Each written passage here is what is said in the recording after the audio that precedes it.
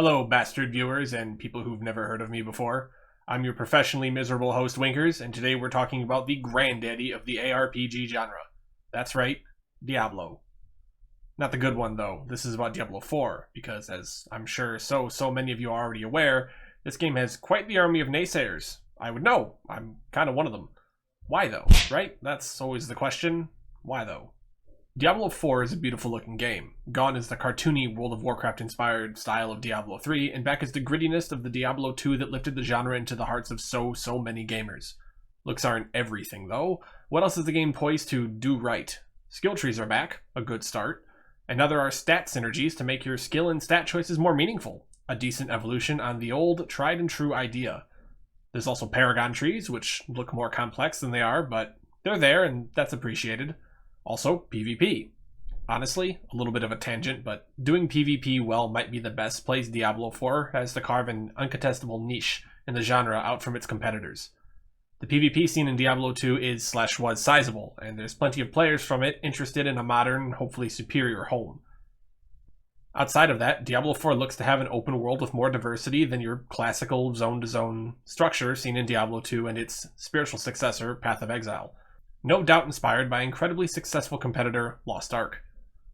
The 5 classes offered at launch seem decent, and include the Rogue, who debuted way back in the original Diablo game and is sure to inspire no small amount of nostalgia among the dinosaurs still playing video games. The gameplay looks fine, although it's hard to really gauge that without having played myself, but the abilities absolutely have a satisfying feel when they're used, and that's the most important aspect in a game so focused on repetition. That's a lot of positives. Sounds like a great game. So why would anyone turn their nose up at it? Well, as I'm sure any adult on the planet knows, you can't always trust that what you see is exactly what it seems. If you're a gamer, you probably know this to be true for Blizzard. The company that made Diablo 2 is not the same company that made Diablo 3, and likewise it won't be making Diablo 4. Literally. Blizzard North made Diablo 2, and while much of the studio was absorbed into the main branch, a whole lot of the brilliant talent has since gone elsewhere. At the least, Diablo 4 will be a reinvention of the franchise, just like Diablo 3 was. There's a possibility it'll be amazing, but Activision Blizzard is a very profit-driven company. It's important to keep this in mind when analyzing their products, but I digress. None of this means a damn thing without evidence. To start with, many of Diablo 4's promises are dubious. Doubtful. The game is going to have cosmetic microtransactions, which is a somewhat contested concept in its own right. If Blizzard continues to develop the game going forward and offering meaningful content updates, it's very much so justified. Will they, though? That's another question entirely. Consider World of Warcraft for a moment, a Blizzard game that, at several points in its more modern stretch of history, has absolutely left players waiting for many months to get a content update or expansion release. World of Warcraft Classic was a hit, and then it got its first season of Mastery, which changed almost nothing. Diablo 3 itself had diversity in their seasons almost exclusively through balance changes that basically created a new meta build, and was typically nothing more.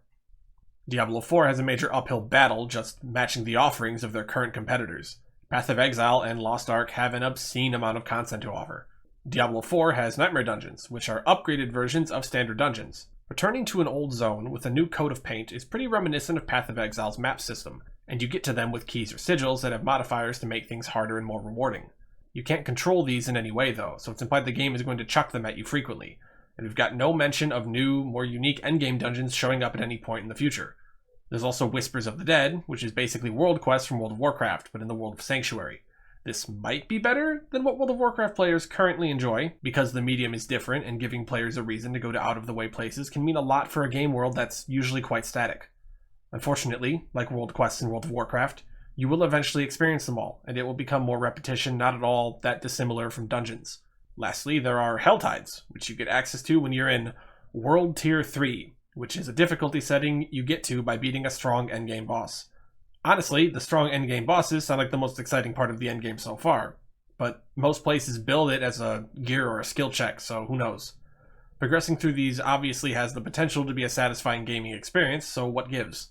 Helltides themselves is just another way to take old content and make it harder, just at a higher difficulty. More repetition. Well, that's certainly a good start.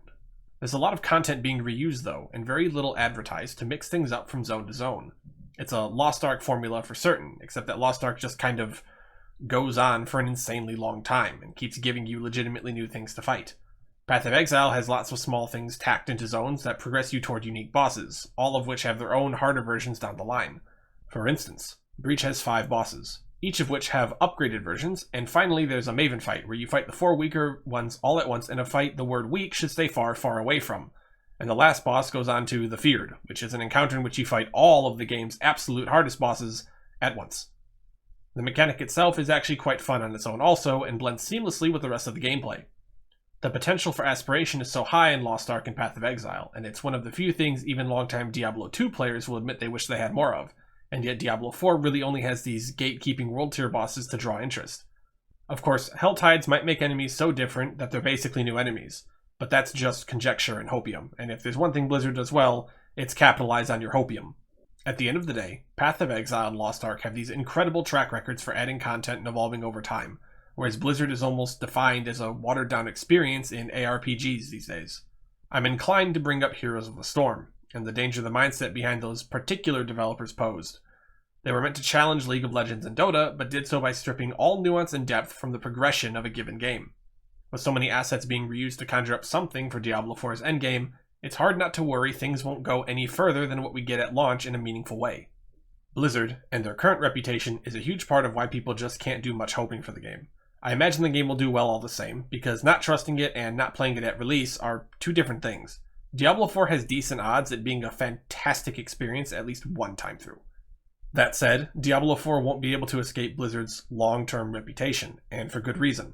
The skill trees in Diablo 4 are absolutely the sibling of the new talent trees in World of Warcraft's Dragonflight expansion, and that's no coincidence. Blizzard's developers often cross-pollinate their ideas and their workers on almost all of their projects. Nothing makes this more evident than what happened in World of Warcraft's Warlords of Draenor expansion, when the mission table was first introduced. I don't want to get into a whole thing about the mission table, but the short of it was that it didn't offer a lot, and there was actually some good arguments that this chore you had to manage wasn't that great for the game's economy because of how much raw gold it could generate. It's MMO economy stuff. Anyway, it came back in Legion, and BFA, and Shadowlands. It kept coming back, which was amazing, because in all the time it was around, I couldn't really pinpoint who it was for. Why all this development time? Well, Diablo Immortal released during Shadowlands, and now the mission table is nowhere to be seen in Dragonflight. You might be recalling how much this damn thing's interface looked like it belonged on a phone game now, and you might remember Shadowlands actually had mobile integration for it. Obviously, this is a smart way for a company to get the most out of its resources. Unfortunately, it also shows how vulnerable they are to having bad ideas or bad habits cross between development teams.